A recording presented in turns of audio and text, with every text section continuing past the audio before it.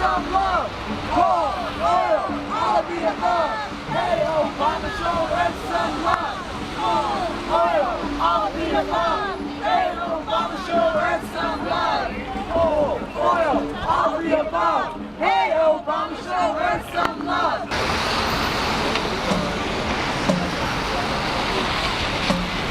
Friday was the anniversary, the second anniversary of the BP oil disaster.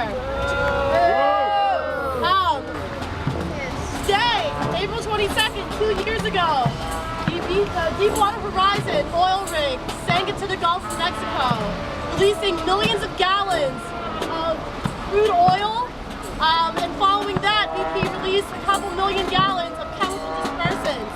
This disaster has destroyed countless lives, countless livelihoods, as well as the ecosystem of the Gulf of Mexico. And the BP disaster is far from over. Crude oil continues to wash ashore.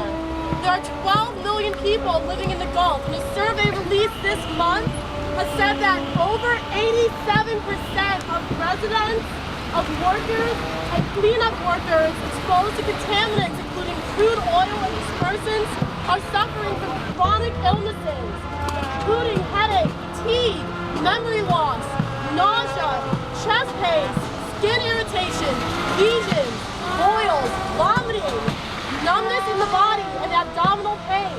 Many of these people do not have health insurance. There are also disturbing reports of abnormal numbers of dead dolphins and sea turtles washed ashore. There's also a prevalence of deformities in plaguing fish, shrimp, and other sea life. There's oil found in plankton and bait fish, which demonstrates a top-to-bottom impact on our ecosystem. And unfortunately, these problems are most likely just the tip of the iceberg, because after the ExxonMobil spill, it took 4 years for the collapse of the herring population. The Gulf has historically been a cradle of a third of our commercial shellfish harvest. And it's also an important pathway for migratory birds. It's used by up to 40% of North America's bird population. And of course, there is a crucial and beautiful cultural history in the Gulf Coast. Now, it also bears noting that the Gulf was not a pristine ecosystem when the BP oil disaster occurred. The destruction of our wetlands, caused mostly by the dredging of over 10,000 miles of oil and gas access canals, has decimated our wetlands. And our wetlands are a crucial barrier for Gulf Coast communities from hurricane-level storms. The Obama administration has seriously ramped up our extraction of dirty energy. So we're here today to call for an end of this policy and to call it out for what it is. It is psychotic, it is toxic, and it is ecocidal.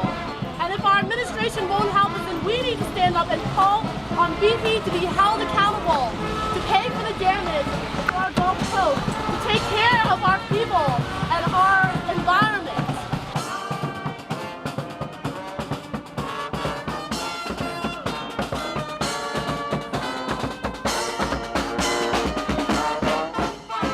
You're from here, and you're a New Yorker? I am a New Yorker, and it's Earth Day. It's Earth Day? It's Earth Day, and you know, yesterday I celebrated because yesterday was a beautiful day. Now it's a rainy day, but we're having a funeral procession for the Earth because the Earth is dying. We're killing it. It sounds very 1970 to Our me. policies. Do you think Earth Day should be more like it was in 1970? You know, I like to harken back to those days that those activists started Earth Day, but you know, it's 2012. Yeah? We have to look toward our future. What does that mean? This is the only planet that we have. Alright, but so do you hope that future Earth Days are more happier? Like the ones that, I don't know, like maybe past ones? Well, I feel like there's another world is possible if we can all organize and tell our elected officials why we're here and what we want. What is American interests? I'm an American. My interests say a new renewable energy future. So that would make me happy. Earth was here before we were. We need to remember that. We need to remember that. And we need to remember that she is cleansing us right now. She is cleansing us right now. Porque te quiero tanto, tanto, tanto. Porque te quiero tanto. Con todo mi corazón. Hey, Anna, hey, nay, oh, hey. Because we love you so much.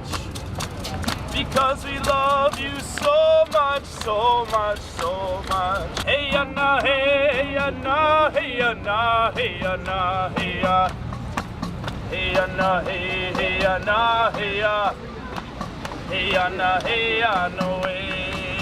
For the last 6 years, one community on the Upper East Side has been fighting against the reopening of its marine transfer station. And despite the overwhelming proof that Manhattan generates over 40% of the city's solid waste, and not one transfer station on the entire island, one community has been holding up most of this waste transfer station relief plan. They've been suing and losing lawsuit after lawsuit. We're on the verge of winning at least this leg of the journey. And at the 11th hour, the Bloomberg administration announces a pilot program for thermal waste to energy. The city will tell you that thermal waste to energy is not incineration, despite the fact, and they won't tell you, that the Environmental Protection Agency and the European Union regulate these as incinerators. They'll tell you that these things are clean and don't produce emissions. What they won't tell you is that these thermal waste to energy incinerators emit comparable levels of pollution as coal-fired power plants. They will tell you that they use these in Europe. What they won't tell you is that in European countries that have thermal waste to energy, these countries exceed recycling rates of 40, 50, 60%, which means the garbage that goes into these thermal waste incinerators is cleaner, and therefore the emissions lower than what we generate. In the Netherlands, they recycle 65%. New York City recycles 15%. So you can imagine the toxic emissions associated with thermal waste to energy incinerators once they're up and running. They'll tell you that they'll look for environmentally sound places to site these. What they won't tell you that according to manufacturing zoning laws, they can only site these in M1, M2, M3 districts, which are again the South Bronx, Williamsburg, Sunset Park. Keep your fracking pipeline. Keep your fracking pipeline. Keep your fracking pipeline. Keep your fracking pipeline. Keep your fracking pipeline. Keep your fracking pipeline. Keep your fracking pipeline. Keep your fracking pipeline. We are the people. You can't ignore us. We will not let you poison our water. We are the people.